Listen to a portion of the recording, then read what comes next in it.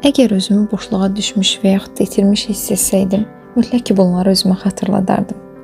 Körpə uşaqlara bax, gör necə qarnından doya-doya nəfəs alır. Sən nə zaman unutdun o cür nəfəs almağı? Nə zaman öyrəndin çənəni sıxmağı, ürək döyüntüsü ilə nəfəs almağı, nəfəsini tutmağı? Bəzən cavab axtarmağı dayandırmaq lazımdır. Hər sualın cavabı dərhal gəlmir. Bəzən zaman cavab verir, bəzən ümumiyyətlə o cavab gəlib çıxmır. Yorulmaq zəiflik deyil, dincəlmək də tənbəllik deyil. İnsan da təbiət kimidir, fasiləyə ehtiyacı var. Kimsə səni incitdisə, bu demək deyil ki, bütün insanlar eynidir. Ürəyinin qapısını bir dəfəlik bağlama. Unutma, ürəkdən istədiyin şeylər mütləq həyatına gələcək. Bəzən o istədiyin şeyin gəlməsi üçün çox şeydə həyatından getmək olacaq. Burax getsin. Bilirsən bu nəyə bənzəyir?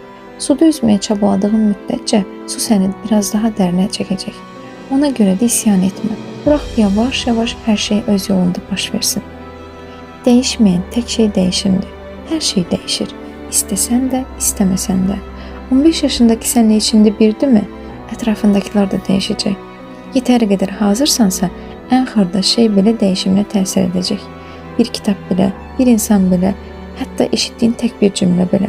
Və ən önəmlisi hər şey keçir. Yaxşı da, pis də. Hər kəsin həyatı boyama kitabı kimidir.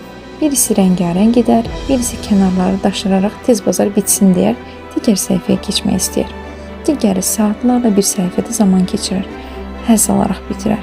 Birisi buludları çəhrayıya boyayar, birisi çəhrayıda bulud olar deyə təəccüblənərək nə görübsə onu boyayar. Standartlarından uzaqlaşmaz.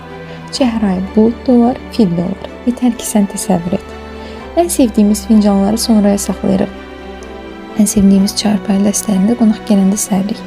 Ən sevdiyimiz şokoladları qonaq gələndə sürəyə qoyuruq. Ən sevdiyimiz geyimləri sonraya saxlayırıq. Sevə-sevə qoxusuna vurularaq aldığımız o şamları sonraya saxlayırıq, yandırmırıq.